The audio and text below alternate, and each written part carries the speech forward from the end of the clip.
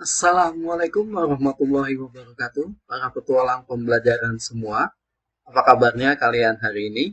Mudah-mudahan selalu tetap terus bersemangat ya untuk menjelajahi keilmuan. Pada video petualangan sebelumnya, kita telah mengetahui bagaimana cara menilai daya beli masyarakat di suatu negara atau wilayah dengan IHK, Indeks Harga Konsumen. Kemudian juga kita sudah menyinggung sedikit perihal inflasi. Nah, pada video kali ini kita akan mempelajari lebih jauh tentang apa sih yang sebenarnya menyebabkan inflasi dan keterkaitannya dengan jumlah uang yang beredar atau yang biasa disebut dengan quantity theory of money. Konsep quantity theory of money. Mari kita dengar dulu cerita perjalanan si rupiah atau uang ini. Bayangkan perjalanan uang selama beberapa waktu. Pertama, rupiah ini digunakan oleh Ani untuk membeli buku kepada Doni. Kemudian, Doni membelanjakan uangnya itu untuk membeli sepeda kepada Budi. Terakhir, Budi menggunakan uang itu untuk membeli mobil. Jadi, dalam suatu waktu, uang ini telah digunakan untuk pembelian sebanyak 3 kali, yakni untuk pembelian buku, sepeda, dan mobil. Oke, sampai sini sebenarnya kita telah mendapatkan pemahaman dari quantity theory of money. Rupiah tadi kita menggambarkan uang, kita simbolkan dengan M atau money. Berapa kali uang tersebut digunakan untuk pembayaran disebut dengan philosophy of money atau V. Yang dalam ilustrasi tadi, ini adalah 3 kali yang digunakan untuk membeli buku, sepeda, dan mobil. Nah, sepeda, buku, dan mobil tadi dalam hal ini adalah produk atau jasa. Kita simbolkan dengan Y. Dan harga dari mobil, buku, dan sepeda tadi kita gambarkan dengan P atau price. Nah, variabel-variabel ini adalah komponen atas formula quantity theory of money. Nah, sekarang kita perluas pengertian dari variabel-variabel ini. M akan mencerminkan berapa jumlah uang yang beredar di masyarakat di suatu negara. V akan menggambarkan berapa kali uang tersebut akan digunakan untuk pembelian barang atau jasa. Yang berarti ada orang yang menahan konsumsinya sehingga velocity-nya rendah. Tetapi ada juga orang yang cepat menghabiskan uangnya, yang artinya velocity-nya adalah tinggi. Kemudian P adalah harga suatu komoditas yang ada di suatu negara. Y adalah semua produk, barang, atau jasa yang dihasilkan di suatu negara. Nah, dari sini berarti kita bisa tahu bahwa Y adalah real PDB yang jika dikalikan dengan satuan harga atau P menjadi nominal PDB. Ingat, perhitungan PDB pendekatan produksi merupakan berapa jumlah barang dan jasa yang diproduksi dalam satuan waktu tertentu dikalikan dengan harga dari komoditas tersebut. Begitu juga dengan money. Dikalikan dengan frekuensi pembelian atau V akan menghasilkan nominal PDB. Ini juga berdasarkan perhitungan PDB pendekatan konsumsi. Jadi, kedua sisi ini, baik itu sisi M dikali dengan V dan Y dikali dengan P, itu akan menggambarkan hal yang sama, yakni nominal PDB, produk domestik bruto, namun melalui pendekatan perhitungan yang berbeda. Jadi, kalau digambarkan formulanya menjadi seperti ini. M dikali V sama dengan P dikali Y, yang merupakan formula dari quantity theory of money. Jadi, berapapun uang yang beredar dikali dengan frekuensi penggunaan uang tersebut di suatu negara akan sama dengan produk atau jasa yang dihasilkan dikalikan dengan harga komoditas di negara tersebut. M dikali V sama dengan P dikali Y. Inflasi. Sebelum kita masuk ke pembahasan inflasi, pernah nggak sih kita bertanya, kenapa negara nggak cetak duit sebanyak-banyaknya sih? Nah, untuk menjawab pertanyaan tersebut, yuk kita lihat lagi formula Quantity Theory of Money. MV sama dengan P dikali Y. Nah, sekarang kalau kita mau tahu apa sih penyebab price atau P itu naik atau yang dikatakan suatu kondisi inflasi, berarti kan rumusnya menjadi MV dibagi dengan Y sama dengan P.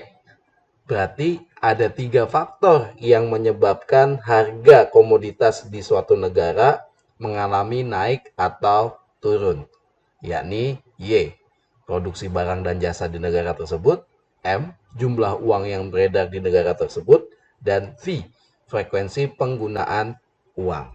Nah, biar kita lebih tahu mengenai permasalahan kenapa negara nggak mencetak uang sebanyak-banyaknya, kita ilustrasikan seperti tabel di bawah ini. Jadi saya akan ilustrasikan kejadiannya sebagai berikut ya. Jadi di suatu negara dia jumlah uang yang beredarnya di negara tersebut sebanyak 50. Kemudian velocity of money-nya V-nya 10 dan Y-nya adalah 25. Pertanyaannya adalah berapa P-nya, price-nya untuk komoditas yang ada di negara tersebut, ya kan? Rumusnya dari teori quantity theory of money, kita bisa gunain rumus M dikali V dibagi Y. Ini rumusnya untuk mencari price, ya. Nah, berapa sih? Nah, kalian bisa gunain Excel. Saya kalau kalian ujian, kalian mau gunain Excel nggak masalah, kirimin aja Excelnya, gitu, ya. Jadi silakan gunain teknologi. Nah, begitu kita cari tadi langsung, kan dapat price-nya adalah 20. Ya enggak? 550 kali 10 dibagi dengan 25 adalah 20. Saya udah masukin rumus di sini. Itu ya. Itu kan gampang, enak kalau pakai Excel. Nah, yang saya mau gambarkan kalian di sini adalah seandainya negara tersebut memproduksi uangnya lagi, mencetak uangnya lagi ya. Jadi nambahin uangnya dari 50 jadi 100, tahun ketiga jadi 150. Velocity of money-nya tentunya juga akan naik karena jumlah uang yang beredarnya juga naik. Di tahun ketiga juga ditambahin lagi, naik juga 555. Begitu juga dengan produksi barang dan jasanya. 25, 30, naik lagi 10 jadi 40. Tapi price-nya menjadi lebih tinggi. Jadi lebih mahal untuk harga komoditas tersebut. Nah, ini nih. Ya nggak? Lihat dari sini 20, 50 jadi 75. Permasalahan sekarang berarti ini kan terjadi inflasi, harganya naik, ya kan? Dari tahun ke tahun ketika jumlah uang yang beredarnya semakin banyak. Nah, dari sini sebetulnya kita tahu bahwa negara mencetak uang itu bukan menjadi sebuah solusi karena pasti akan menjadikan harga-harga suatu komoditas menjadi lebih mahal. Nah, permasalahannya sekarang ketika harga komoditas itu menjadi mahal, konsumen atau masyarakat gitu bisa beli atau enggak. Makanya tandingannya adalah IHK yang kemarin kita pelajarin di video sebelumnya. Indeks harga konsumen. Untuk menentukan pasti terjadi inflasi, yang namanya negara berkembang pasti terjadi inflasi. Gitu ya. Ketika terjadi inflasi, dia kenapa? Karena jumlah uang beredarnya akan lebih banyak, ya kan? Kemudian produksi barang dan jasanya juga akan semakin banyak. Nah, gimana sekarang pertanyaan selanjutnya? Gimana caranya supaya di suatu negara itu tidak terjadi inflasi atau lebih parahnya lagi adalah hiperinflasi?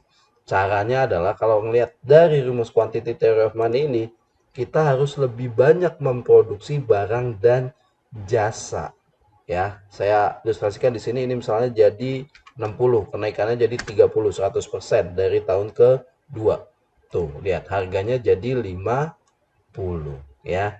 Jadi, itulah kenapa pemerintah harus genjot para wirausahawan seperti kalian ini calon-calon wirausahawan untuk bisa memproduksi barang dan jasa, bisa lebih banyak barang dan jasa yang diproduksi. Sehingga ininya juga jumlah uang yang beredarnya juga bisa dicetak lebih banyak lagi supaya bisa mengurangi dampak negatif dari inflasi. Seperti itu ya, jadi ilustrasinya. Nah, udah itu kalau kalian bilang, ah itu kan perhitungan ini aja Pak, perhitungan teoritis saja. Nah, sekarang saya mau nunjukin video, jadi dari setelah video ini kalian silakan melihat video di link bawah ini, kisah tentang negara Zimbabwe ya.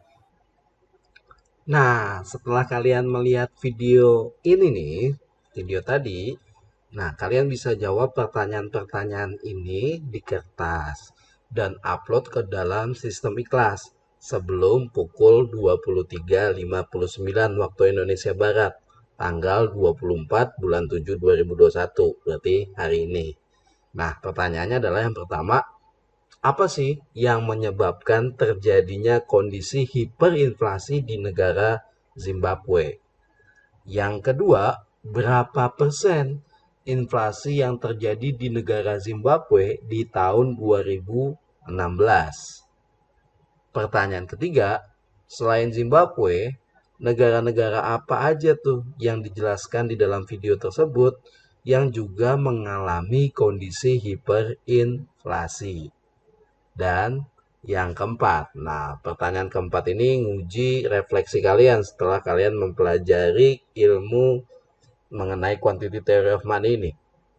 Yang keempat adalah pada kasus kartu prakerja di Indonesia, di mana pemerintah memberikan bantuan berupa pemanfaatan akses keilmuan yang melatih skill sumber daya manusia Indonesia atau rakyat Indonesia.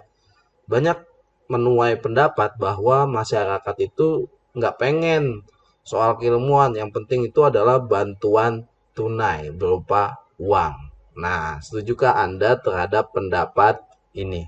Ya, kalian bebas berpendapat, silakan. Setiap jawaban pasti akan saya hargai, gitu. Oke, itu pertanyaannya untuk ya dalam materi kita kali ini. Mungkin inilah akhir dari awal petualangan pembelajaran kita. Sebuah awal untuk berpikir dan memahami segala sesuatu yang ada di sekitar kita. Untuk menjadi bekal dalam sebuah perjalanan yang akan selalu dikenal. Assalamualaikum warahmatullahi wabarakatuh.